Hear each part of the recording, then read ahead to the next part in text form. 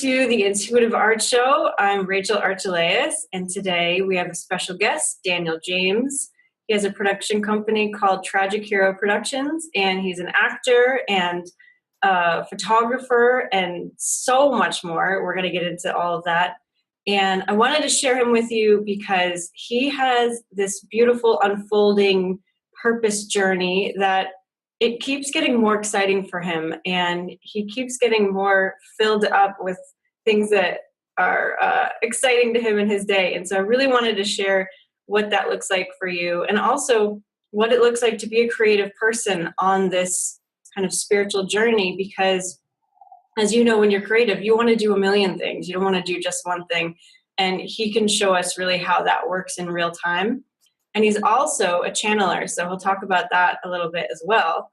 I think we're going to learn a lot from him. I'm really excited about it. And so thanks for coming. I'm going to share a drawing that I did right now about his path to acting more, because when I met him a year and a half ago, that was something that he'd wanted to pursue more. And it's happened in a big way. So this drawing is going to show that. If you don't know intuitive art, you can learn at intuitiveartacademy.com, and we have a free class. Take the class and then do your own drawing for Daniel or your purpose path too. Okay, so here's the drawing.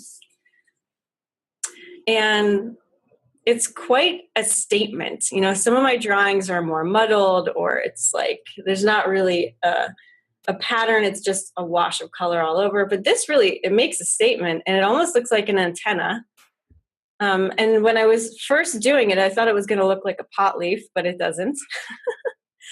And the colors here are really fitting for a journey. This color here, this kind of like purpley pink color, is all about spirituality and love. So I think tapping into what you love and, you know, having that be your purpose is pretty perfect. There's this circle of what you want. You know, he had this idea in mind that he wanted to act more. And so I feel like the circle really represents that idea of what he'd love to do more.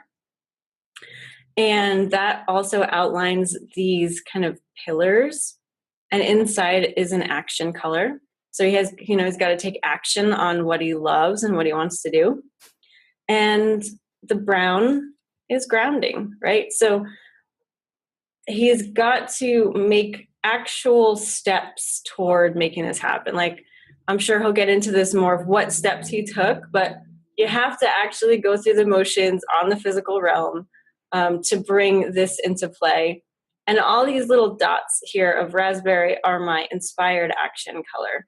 So it's not just like I imagine the brown to be doing what you know to do already to be an actor, like getting headshots or sending them out or signing up with agencies. But there's also inspired actions that you take that are more from your higher self, of like, oh, show up here at this time, or go to this agency and not that one. So this looks like a journey of combining what your mind says to do, getting out there, putting in the work, but also listening to your inspirations and having a goal. How does that sound to you, Daniel? Sounds great. I think you nailed it. Cool. I really love the depiction too, because when I first saw that, I saw how it seems like it splits off in different directions. And I really like that concept, because you have to think about the way that your personal development happens in life, your personal evolution. Your path is never a straight one. You know how life kind of zigs and it zags and it ebbs and it flows and it expands and it contracts. So I like how the first thing I saw were the three lines that branched out into their own direction. And to me, that is resonant, because that's how my life happens. Yeah. It always splits off into different directions, and then it spider webs, and then it splits again. And so I like that. Cool. Yeah, well, I think this is a good place to mention that you act in many different ways. So you have your own productions that you are, you know, you write, direct, produce, all of that, but you also act in them, and you also act in other people's productions, right? Like you go on casting calls and you're cast in movies. So Yes. can you tell us a bit about you and your background and how you started on this journey overall? Absolutely. it's an exciting story because when you're a kid and you have dreams about what you want to do as a career, what you want to experience in your life, you never know what the direct path is to that, because I really don't think that there is one, and you never know how that's going to crystallize and manifest. So my highest excitement and my biggest dream was always to be an actor.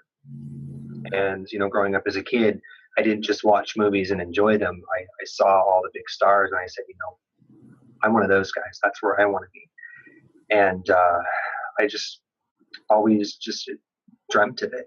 And so growing up as a teenager, I would produce like little independent short films in my backyard with my buddies, and we'd shoot little movies and edit them. And whether it was for a class project in high school or whether it was just something that we wanted to do as a passion, as a kid, I've been doing it since I was 13. And then I started to take it serious around the time that I was 18. And I was a musician and singing in a lot of bands and stuff. And so being somebody who's so expressive, I always needed to have multiple ways to express, whether I was producing like a little short film with my friends or singing in my bands. And life happens, and I was pretty much taken out of being a musician and an actor and producing indie shorts all at once. And I just stopped altogether, completely. And that sucked because I really, really, really wanted to keep doing it. And I was very happy around the time that I was 18, but just something steered me in a different direction. And so around the time that I turned 25, because I'm 30 now,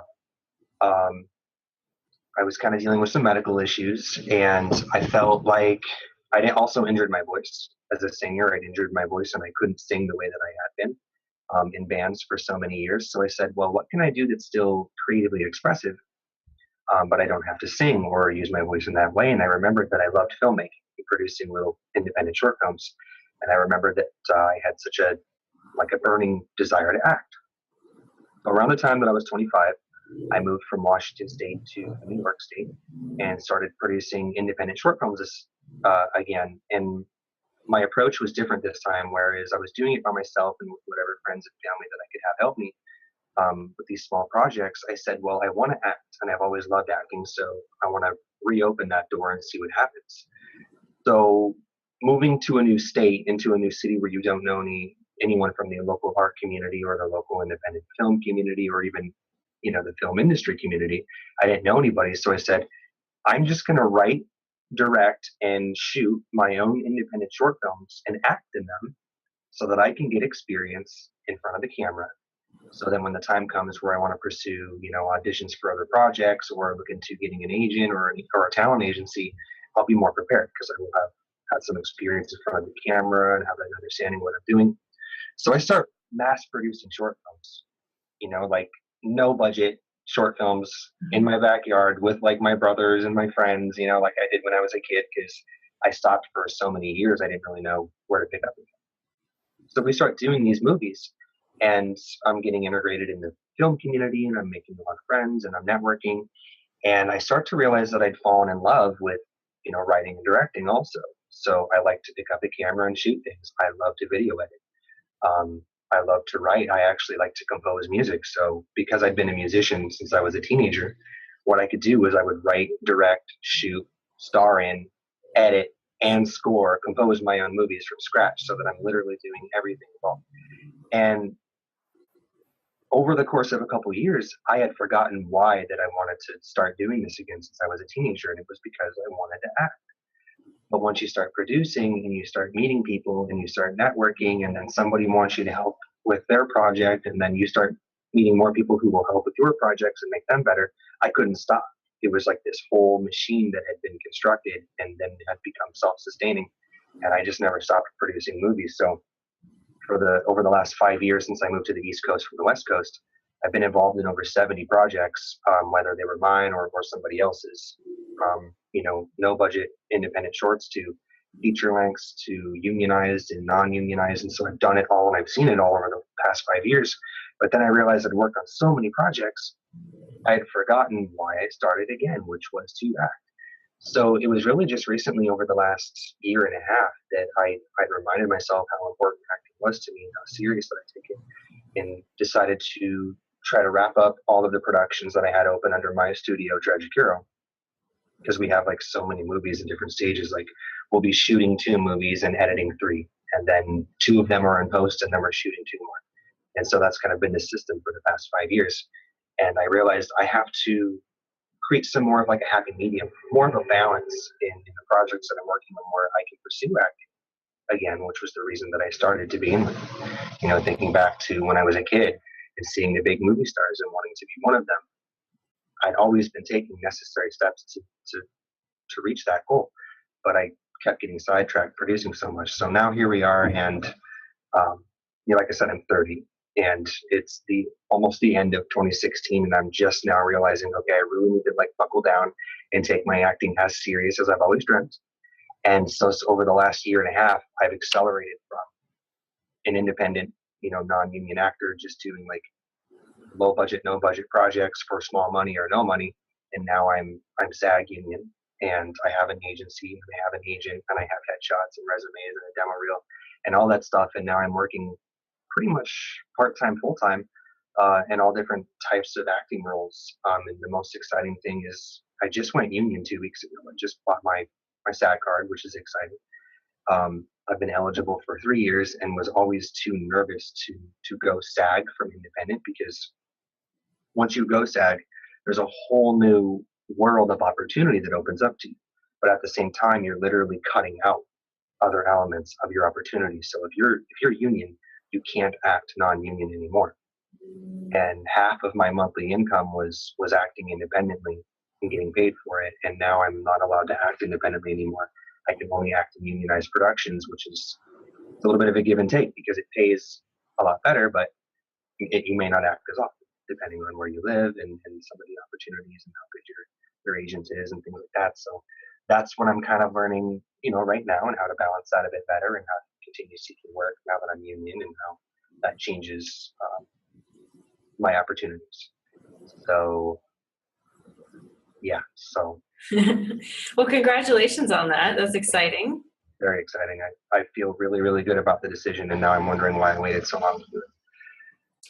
Yeah, well, I mean, I could see it as just like even a spiritual question, like the whole independent union. I mean, there's a lot tied up in that emotionally and with the collective.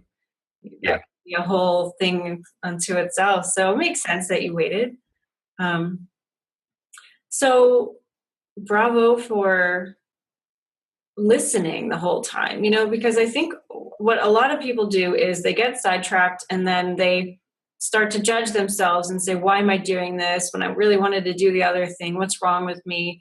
And we can get stuck in judgment. But and you may have had a little bit of that, but it seems like you appreciated what you were doing and you realized it was like a learning opportunity, and you were still growing as a person and learning for what you'll be doing later.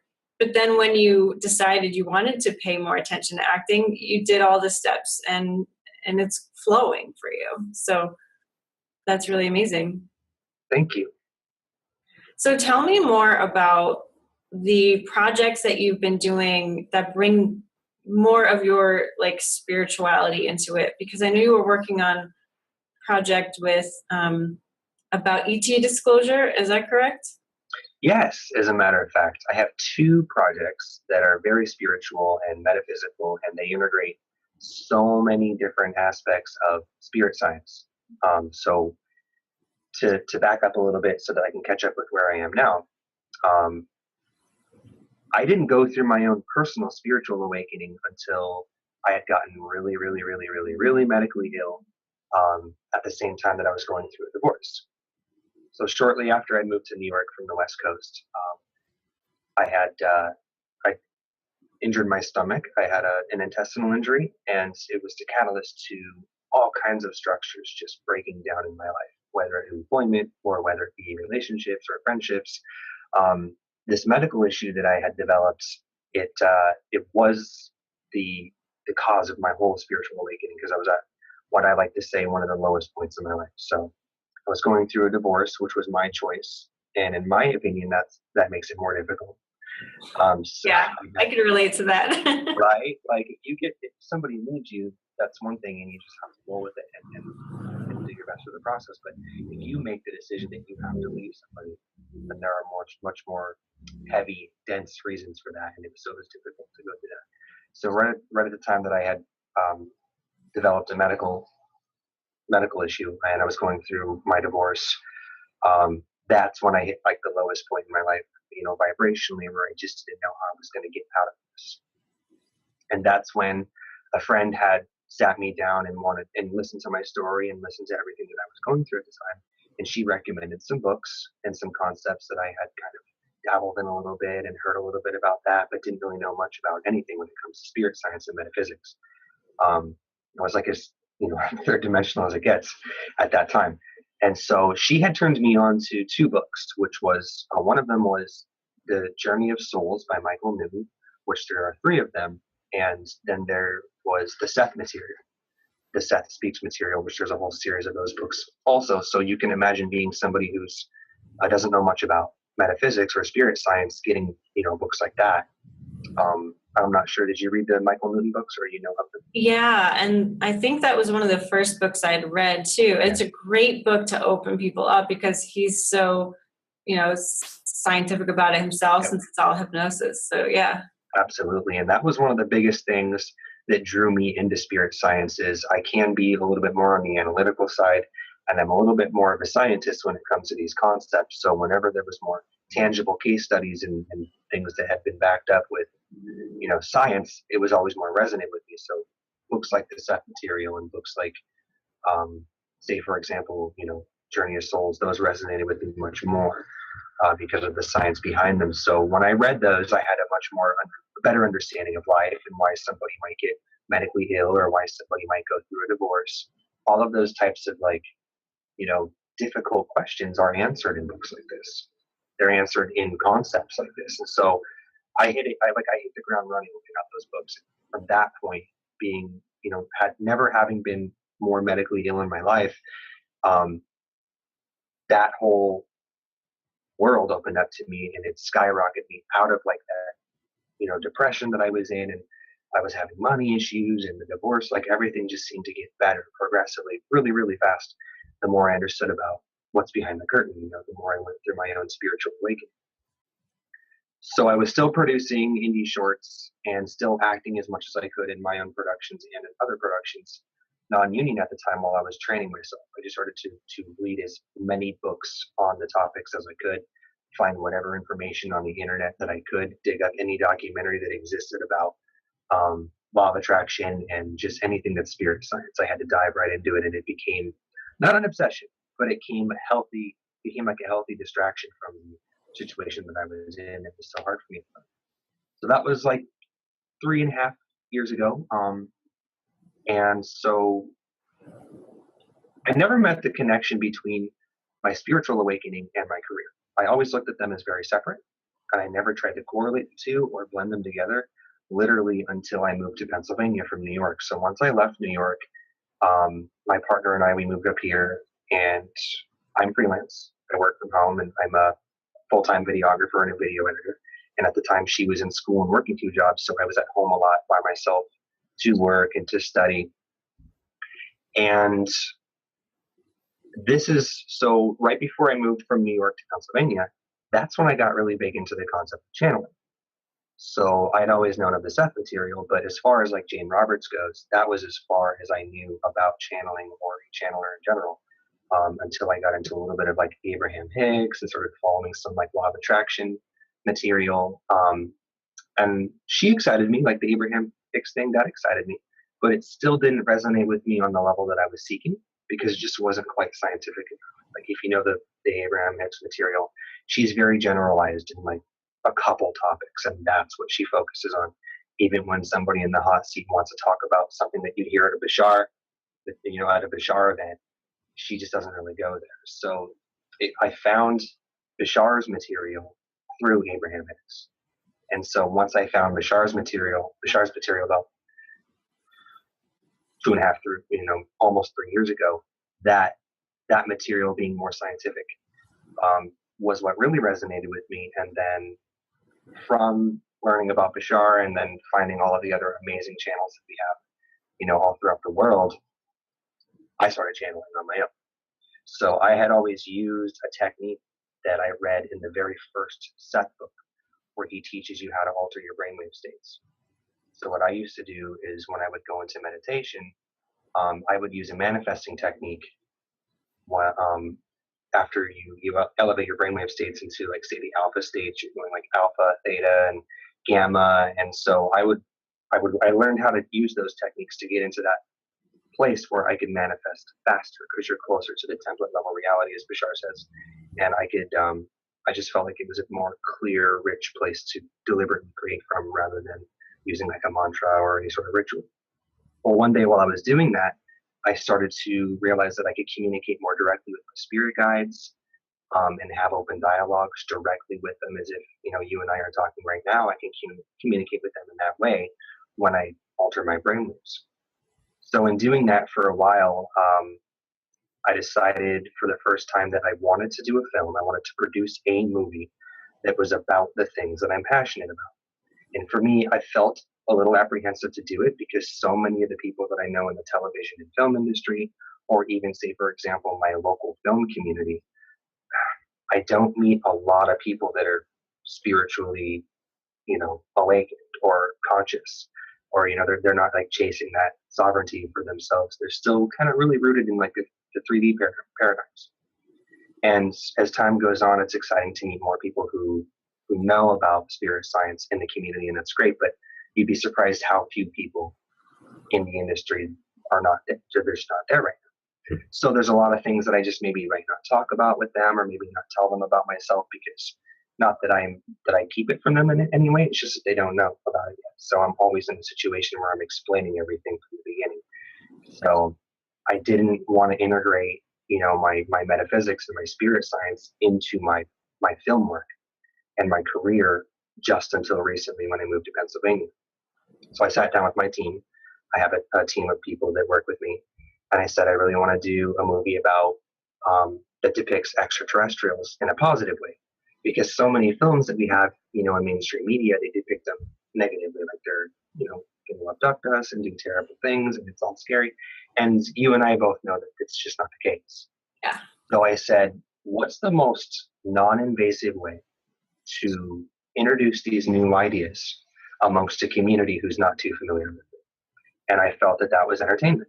So entertainment is the least abrasive, imposing way to deliver new ideas. I meditated on it, and I said, what can I do to get some of these messages and these stories that are more positive in content into, mass media? So it was definitely film. So we wrote the project Those Who Seek, and Those Who Seek is about a character named Felix Fox, who's diagnosed with a terminal illness, and at that time in his life, he was just getting ready to propose to his girlfriend, and things were going really well, but then he got medically ill, and he got really angry about it. So in the film, what happens is he decides to take his own life. And the night that he goes to take his own life, he receives intervention from an extraterrestrial race who not only saves his life, stops him from hurting himself, but they also cure his medical illness. And they kind of lead him on this journey of self-discovery, where he realizes that he's meant for a lot more, and he has much more to do. And so that's what Those Who Seek is about. What we did was we said, okay, well, I know a lot of people in the film and the television industry who don't know about these things. If I just call up my buddy who works on this TV show and I want to talk to him about aliens, he's going to laugh at me. But if I do a movie that's fictional, he'll watch that. And then what happens is you plant the seed and it grows, and then people can take whatever little bits of information they like, and they can leave the rest. And that's what's beautiful about free will. So in Those Who Seek, we talk about law of attraction, and we talk a little bit about manifesting deliberately, and how we are in charge of creating our own reality and our own circumstances. We depict an extraterrestrial race positively, and I chose to use the race that I channel. So when I channel a race from Orion called Za, and they're like a kind of like a reptilian fourth density being, but they're very positive and benevolent and very loving. And one night, I said to myself when I was writing this film, I said, I don't want to use any sort of like blanket term extraterrestrial. I don't just want to fabricate some type of fictional race or fictional aliens used in the movie. I'd like to use a real race that we actually interact with in some way. So I went into the channeling state, and I connected with my guides, and I openly asked my guides to put me in touch with an extraterrestrial race that would be interested in collaborating with me on the project of the movie and be the race that we depict. So that was the first time that I ever channeled anything other than my own spirit guides. Was the Za race came through, and that's when I met them the first time, and they were so excited, so excited that I had reached out to involve them in this movie. Because one of the things that this particular race is most excited about is they're excited about people who want to use entertainment in forms of art towards benefiting the ascension process. Anything from our fourth density shift to our fifth dimensional shift, anything about ascension right now that can be told, that you can tell that story through entertainment, the Za is all about. Like, they love it. So they were the ones who came through, and they're the ones that we depict in the movie. And that was the first time that I made the conscious effort to say, okay, you know what, I'm just going to come out with it, and everybody that knows me as an actor and a filmmaker, they're going to see this other side of me that I've been keeping private for several years now, and it's all going to come out in this movie. So I am a channel, but I don't do it publicly like so many of our friends that we have. It's just more of a private thing that I do for friends and family, and for myself. I channel for myself all the time. And so the first time that my channeling would ever come out publicly will be in the movie when I release it, which it'll be for free to watch online. We had done a crowdsourcing campaign for it that was successful, and we raised all of the money to produce the movie by people who are passionate and excited about these concepts. So the best thing that I can do for Ascension and to spread an awareness on these concepts that I'm so passionate about was to make a movie that would be free to watch. Nobody has to pay for it. No one has to rent it. You don't have to go to the video store or to a theater. And we're just going to put it online so that it can reach as many people as possible, because we infused so much information into the story that's important to people who are new to the concepts. We just wanted to reach as many people as possible. So we didn't want to limit it in any way, like charging people to see it. So that's Those Who Seek, and it's like my baby. It's like my life story. I've infused a lot of my medical history into it. So when you see my character Felix going through his medical issues, these are all things that I've been through in real life, and situations that I've been in. And then my personal contact with extraterrestrial races is also depicted very similar in film. And my journey into becoming a channeler is also depicted. So we're really excited to show everybody this project, and it's still in post. It's being worked on by 3 different people, 3 different teams, doing different aspects of the post-production right now. So I look to have it done by Christmas is my goal, but I do the best that I can. So it's on its way. It's coming. Excellent. And so I take it you're acting as Felix in the movie? Yeah, I play the lead, Felix Fox. Cool. So that it could be somewhat of like an indirect biography of the story of my life. So this is something that takes a lot of coordination, a lot of planning, a lot of help. I think a lot of people, even if they're really excited, even if they have experience maybe doing short things, there's a lot of mental hurdles you're going to have to overcome in order to believe that you could even accomplish and get the thing done. So what was it like for you when you had the idea and you were excited about it? Did you have to kind of work through all of the doubts that came up about that? Or was it just you had enough energy from the inspiration to get it rolling, to get the people on board? What was it like for you in the beginning stages of making this? To keep it simple, I was so excited to do this project about extraterrestrials, and to use this movie as an opportunity to come out with all of my personal beliefs about spirit science. Also, that I got together with my partner who co-writes with me, and we wrote it. Actually, 3 people wrote this project alongside myself. We had the script, and then we said, okay, how are we going to do this? So I realized that the movie needed a budget. A really small budget, especially for an independent film. It just needed a little bit of money. And I said to myself, okay, well, how are we going to raise the money for this particular topic that everybody that I know who will give me money might not give me money about this movie? What am I going to do? So that's when we opened it up to crowdsourcing that have become financed through donations. And holding a high vibration and making sure that my team always stayed very positive and holding their vibrations high about being able to raise the capital that we need to produce the movie. I think that the act of having a fundraiser campaign, it really just buried all those doubts that I had so quick, because I was apprehensive to come out with this really, really, really private aspect of my life. Being a public figure, you never know how people are going to take like big news. And so they come out, hey, just so you know, I channel. Mm-hmm. And 9 times out of 10, they're like, what's channeling? Right? Yeah. So I knew that the importance of the movie and the message and the energetic content that we just kind of we wove in and out of the story. I knew that that was going to carry me past all of my doubts and disbeliefs that A, the movie could get produced successfully, and B, that it would be received positively or negatively.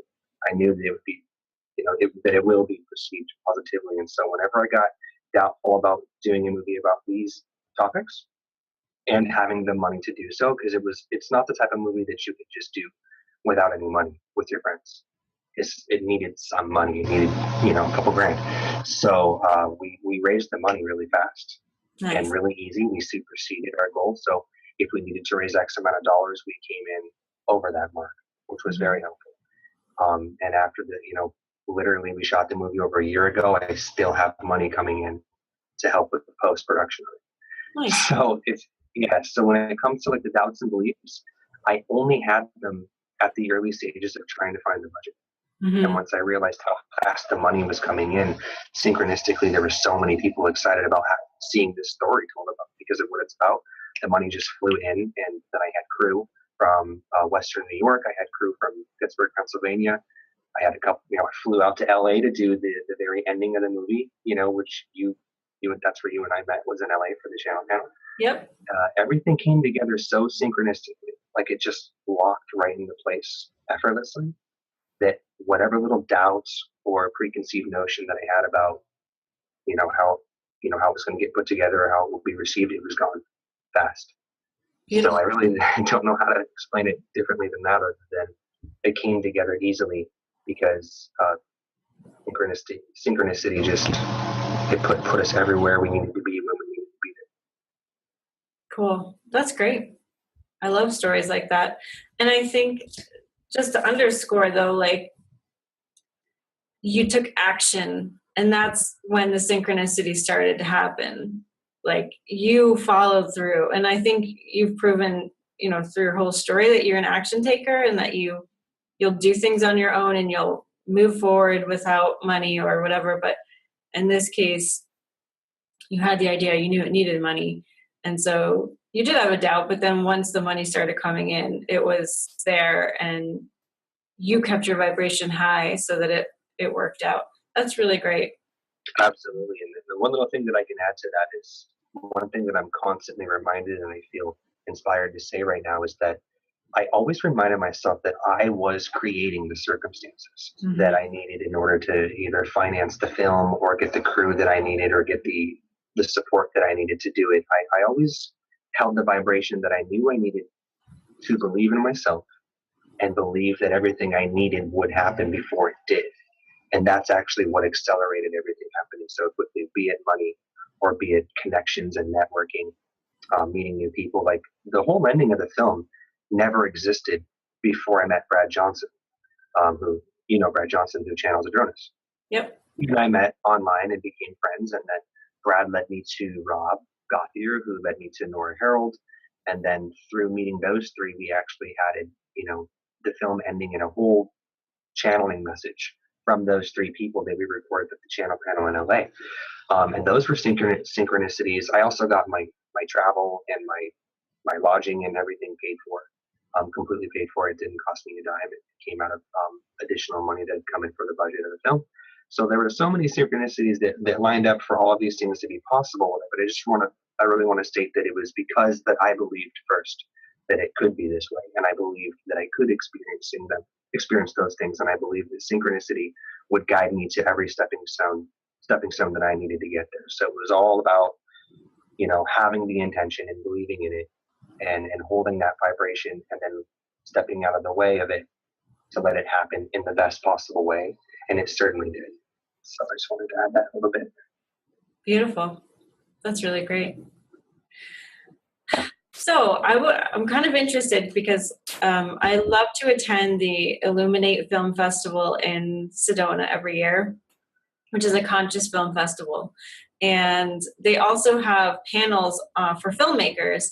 And although I'm not a filmmaker, I love video, and I've always had a dream to make documentaries and everything. So I attend a lot of the panels, and I try to learn about the film industry and Sure. distribution and everything. And a lot of them, the filmmakers that I met, had great success offering their film for free online and then collecting emails and monetizing on the back end. So, like, okay, you watch the film for free, but they give you an option to buy it so that you can keep it, or they'll sell merchandise or whatever. Are you doing any kind of back end monetization like that, or um, has that not been solidified yet? That's a great question. I know all about monetizing and how it works and how to generate an income through advertising. The only thing is I haven't done that yet. It's just not an avenue I've tapped into, and I know that a lot of people have great success in that. I might actually monetize those who seek, because it'll be free to watch. And like, say for example, like the way that you probably do through YouTube. I'm not sure if you monetize your videos in that way. But when it comes to short films, I've personally found that it's more difficult to generate any type of income on short films. Because of the way that the television and film industry works, you really just can't distribute them. You can't market them as you can a feature length, be it a documentary or be it a feature length narrative. Short films just aren't really eligible for distribution. So any filmmakers or independent documentary filmmakers out there that produce anything that's less than 45 minutes in length, that's considered a short film. And what you could do is you can pitch that to like Amazon Prime. You can put it on YouTube and Vimeo, and I know that you can monetize your projects through those avenues as long as you own all the intellectual content. I just personally haven't done that, because what we want to do as a studio with Tragic Hero is I've been doing short films for 6 years, and we've evolved and we're growing out of doing short films because we also have an understanding that you really just can't get them distributed through any mass market. There just isn't a market that involves money when it comes to shorts. Sometimes you can get financed to produce shorts, but HBO, Stars, any television network, they don't purchase them from you because they're shorts. They only want to buy feature projects. So I personally just haven't, but I know that it's possible and that you can be successful if you know where to market them. So what we're going to be doing in 2017 is we're going to be producing feature lengths that we can get distributed by taking them to festivals and pitching them to distributors. As long as it meets certain requirements, 9 times out of 10, it's easier than you think to get a feature length documentary or a feature length narrative distributed, as long as it's not a short. So, and all I have are shorts, to be honest. I've been producing shorts for so long, they're all I have, and I realize that I can't make any money on them. So, that's so interesting, because a big part of my work is helping people create a living off of what they want to do, their passion or their purpose, whatever they call it. And more often than not, we're having to create a model for monetizing whatever they do because it doesn't exist yet. So for you, this is really interesting. And it's cool that you're now going into the feature length to solve a lot of those problems. But I think it's really interesting that that's been an issue. And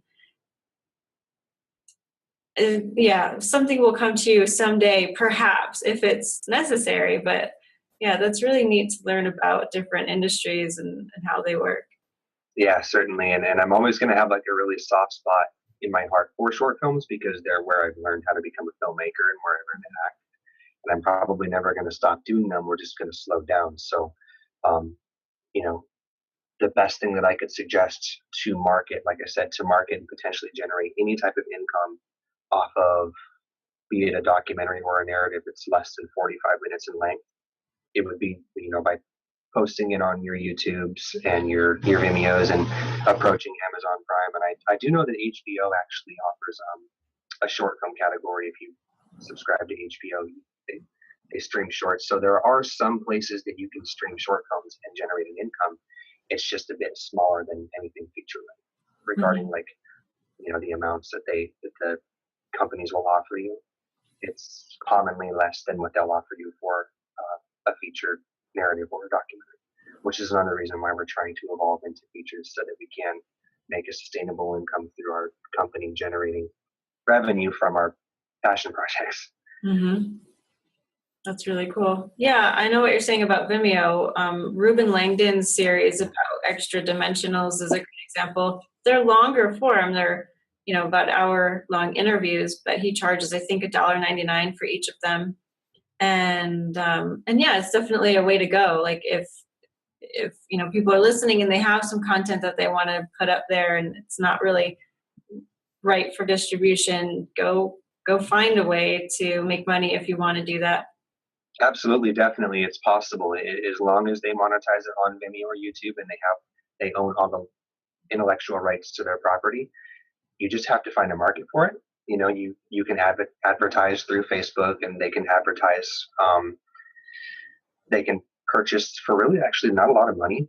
You can purchase third-party agencies that will market and mass market your product for you. So if you have links and you to say, for example, something that you produce and you're charging $1.99 to watch it on Vimeo or YouTube, there are companies where you can hire them for pretty cheap to get the reach and the spread, the reach of the views on your product to increase so that you're getting more purchases, you're getting more views. And so, having a good marketing strategy for something that may not be as well known or doesn't have any public figures attached so that the reach of what you're doing, it might not be as far. Having a good marketing strategy will also increase revenue streams as long as you're charging for it and it's marketed properly. You can be successful. You can generate an income on this, definitely. Interesting. So I can't believe we're almost out of time, but I want to hear more about your musical talents and how that plays into everything. So I imagine, you're very expressive, like you said. You have all these avenues of sharing yourself.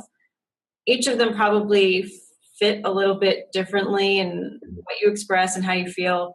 So what does music do for you, and how does that play into your day? Do you do it every day? Do you just do it for projects? Do you do it for fun? Great question. So when I was 16, I got my first guitar and my first keyboard.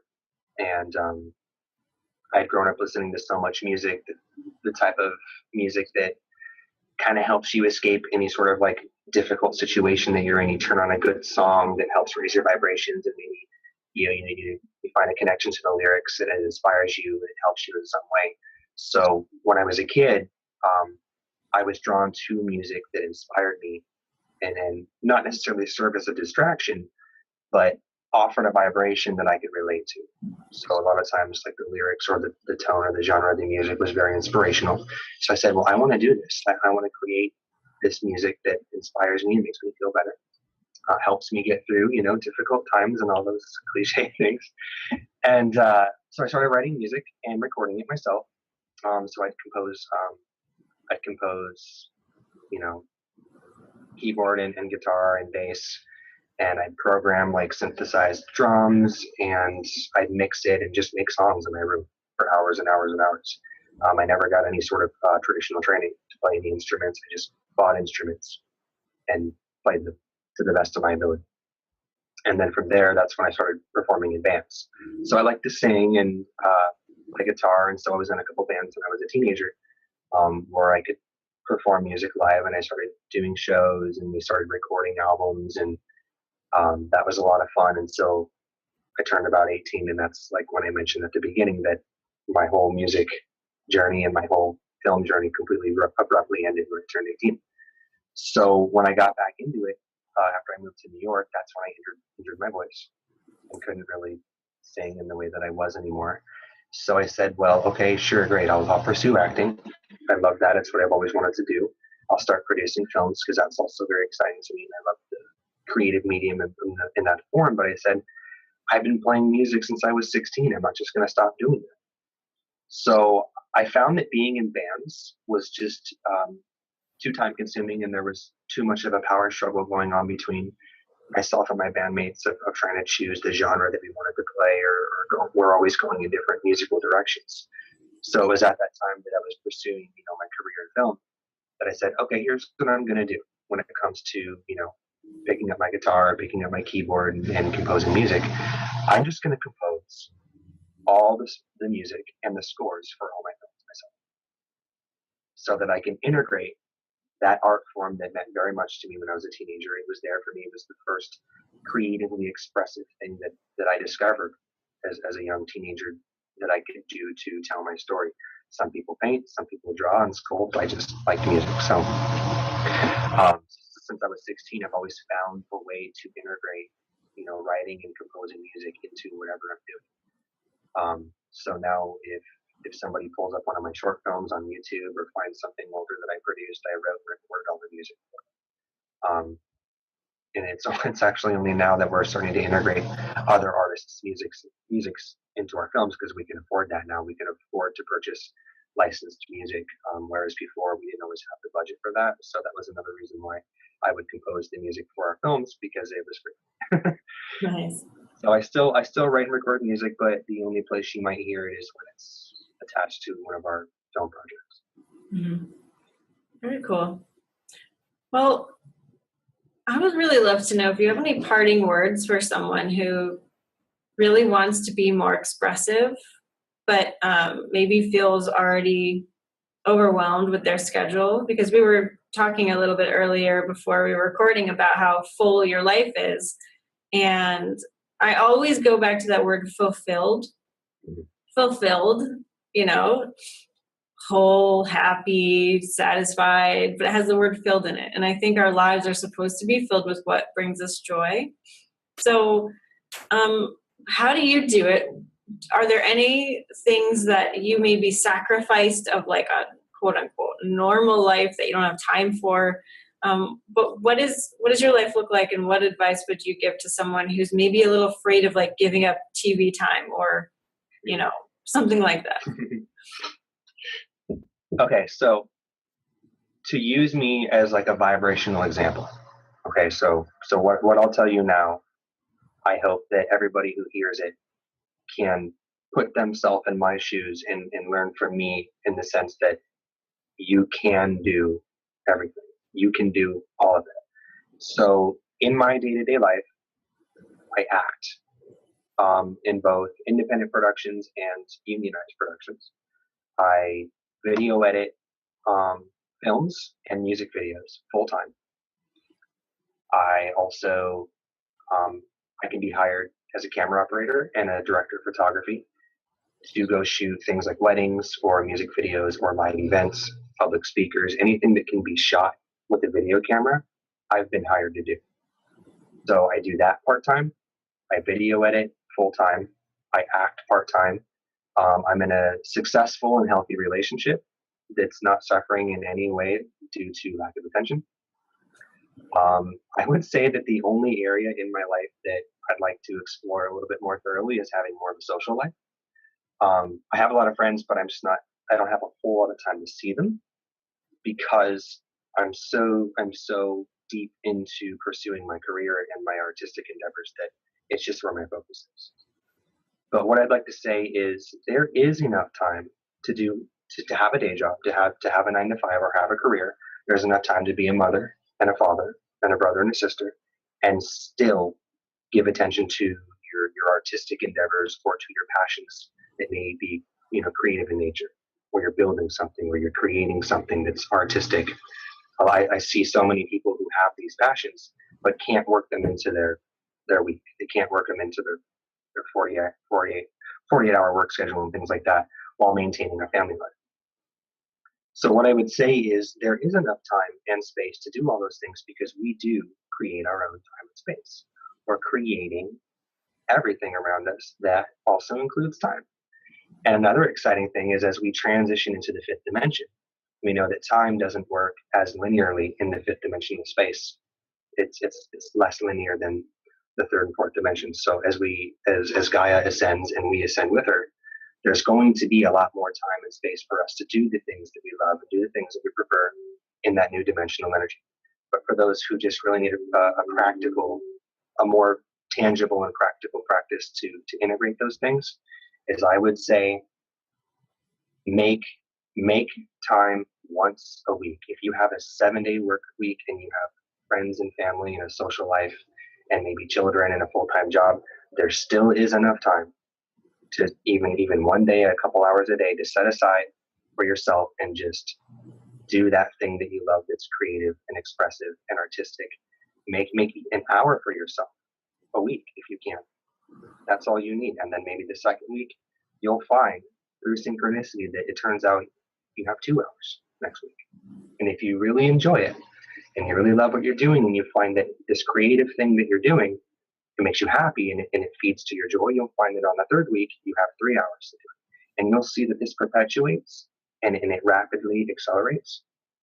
Because if you have a creative talent, if you paint or you draw or you sculpt or you're a singer or a pianist or a video editor like me or a filmmaker or an actor, if you have a joy that's artistic and expression, it's because somebody out there, anybody, even if it's one person, it means that it will resonate with them.